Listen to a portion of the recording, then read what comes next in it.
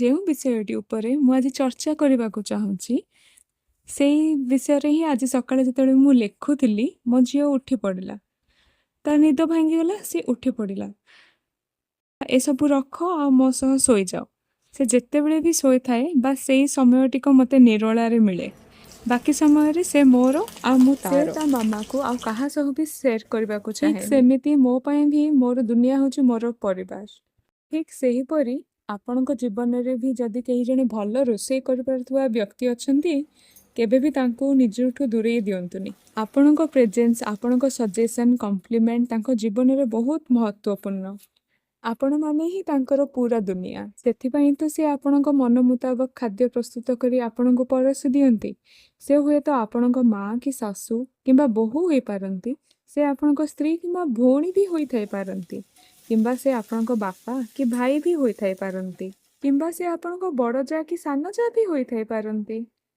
କିଛି ଜଣ କହିବେ କେଇଟା ଟଙ୍କା ବଦଳରେ ଆମ ହାଉସ୍ ହେଲ୍ପ ଆମ ମନ ମୁତାବକ ଖାଦ୍ୟ ଯୋଗାଇ ଦିଅନ୍ତି, କିନ୍ତୁ ମୁଁ ଏଇଠି ଟଙ୍କା ବିନିମୟରେ ଭାବର ଆଦାନ ପ୍ରଦାନ କଥା କହୁନି।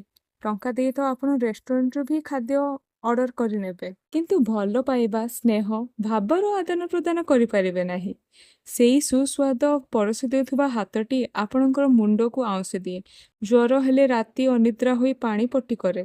ଯେଉଁ ପଣତ ଆପଣ ଖାଇଲା ପରେ ଆପଣଙ୍କ ମୁହଁ ପୋଛିବା ପାଇଁ ତତ୍ପର ଥାଏ, ସେଇ ପଣତ ଆପଣଙ୍କୁ ଖରା ବର୍ଷାରୁ ବି ପାଛୋଟି ନିଏ। ସେ ଠିକ୍ ଜାଣିଥାନ୍ତି ତାଙ୍କ ପରିବାରର ସମସ୍ତ ବ୍ୟକ୍ତିଙ୍କ ରୁଚି। କାହାକୁ ରାଗ ଚଟପଟା ଖାଦ୍ୟ ଭଲ ଲାଗେ, କାହାକୁ ଖଟା ମିଠା, କାହା ପାଇଁ କମ୍ ତେଲ ରାଗର ଖାଦ୍ୟ ବନିବ। ହୁଏତ ଆପଣଙ୍କୁ କମ୍ ତେଲ ରାଗ ଖାଦ୍ୟ ପସନ୍ଦ ଆସେନି, କିନ୍ତୁ ସେ ତାଙ୍କର 100% ଚେଷ୍ଟା ଜାରି ରଖିଥାନ୍ତି ସୁସ୍ୱାଦୁ ବନେଇବା ପାଇଁ। ତାଙ୍କୁ ଠିକ୍ ଜଣାଥାଏ କେଉଁ ପରିବାଟି ଗ୍ରୀନ୍ ଥିଲା ଯାଏଁ ରୋଷେଇ କରାଯିବ, କେଉଁ ପରିବାଟିକୁ ଭର୍ତ୍ତା ବନାଯିବ, ସେମ୍ ପରିବାଟି କେଉଁ ବ୍ୟଞ୍ଜନରେ କେତିକି ମାତ୍ରା ଯାଏଁ ସିଝାଯିବ। ଯେମିତିକି କଖାରୁକୁ ଘାଣ୍ଟ କିମ୍ବା ସନ୍ତୁଳାରେ କେତିକି ମାତ୍ରାରେ ସିଝାଯିବ ଦରକାର। କଖାରୁକୁ ପିଆଜ ଲଙ୍କା ଦେଇ ଭାଜିବା ସମୟରେ ଧୀର ଆଞ୍ଚରେ ବିନା ପାଣିରେ ଭାଜିବା ଦରକାର। ଯେଉଁଠି କଖାରୁ ଭର୍ତ୍ତା ବନେଇବାର ଶୈଳୀ ପୁରା ଭିନ୍ନ। ଗୋଟିଏ ପରିବା କିନ୍ତୁ ବନେଇବା ଶୈଳୀ ପ୍ରତ୍ୟେକ ଥର ଭିନ୍ନ। ଠିକ୍ ସେହିପରି ବ୍ୟକ୍ତି ଆପଣ ଜଣେ, କିନ୍ତୁ ଆପଣଙ୍କ ମୁଡ୍ ପ୍ରତିକ୍ଷଣ ବଦଳେ। ହୁଏତ ଆପଣ ବର୍ତ୍ତମାନ ଖୁସି ମନରେ ଅଛନ୍ତି, 15 ମିନିଟ୍ ପରେ ରାଗି ଥାଇପାରନ୍ତି କିମ୍ବା ଦୁଃଖୀ ଥାଇପାରନ୍ତି କିମ୍ବା ଯାଇଥାଇପାରନ୍ତି। ଯଦି ଯୌଥ ପରିବାର ହୋଇଥାଏ, ଠିକ୍ ଏହି କଥାଟି ଆହୁରି ଅଧିକ ଜଟିଳ ହୋଇପଡ଼େ। ପରିବାରର ପ୍ରତ୍ୟେକଟି ବ୍ୟକ୍ତିଙ୍କୁ ବହୁତ ଧୈର୍ଯ୍ୟର ସହ ସମ୍ଭାଳିଥାନ୍ତି। ଠିକ୍ ଯେମିତି ଖଟାକୁ ମିଠା ଦେଇ ନିୟନ୍ତ୍ରଣ କରନ୍ତି, ଯେମିତି ରାଗ କାଟିବା ପାଇଁ ଟମାଟୋ ଆଳୁର ଉପଯୋଗ କରିଥାନ୍ତି।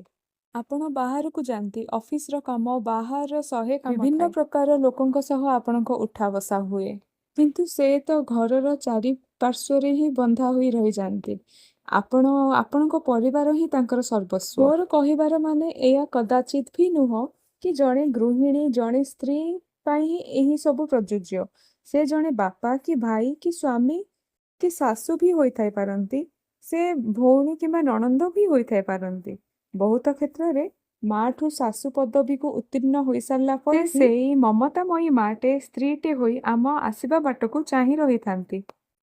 କେବଳ 2 ପଦ କଥା ହେବା ପାଇଁ ତାଙ୍କ ମନ କେତେ ଯେ ବ୍ୟାକୁଳ, ସେଇ କଥା କେବଳ ସେ ହିଁ ଜାଣନ୍ତି। 2 କପ୍ ଚାହା ସହ ସେ ପ୍ରସ୍ତୁତ ଥାନ୍ତି ଆପଣଙ୍କ ଦିନଟା ଯାକର ଥକାପଣକୁ ପାଛୋଟି ନେବା ପାଇଁ। ବାସ୍ ସେହି ମୁହୂର୍ତ୍ତଟିକୁ କେବେ ମଧ୍ୟ ହାତଛଡ଼ା କରିଦେବେନି। ଅଥବା